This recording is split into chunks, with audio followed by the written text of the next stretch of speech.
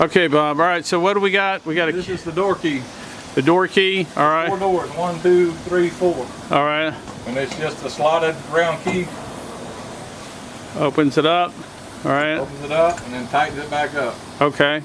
We're going to store it in the transfer switch. Okay. Right over here. Transfer switch. All right. And that's where it lives. Lives inside the transfer switch. Right here in the bottom. Okay. Okay. Very nice. Okay. Super. Now, if you lose the key, a flat screwdriver will do the same thing. What kind of Just a regular flat screwdriver, a regular standard screwdriver. standard screwdriver?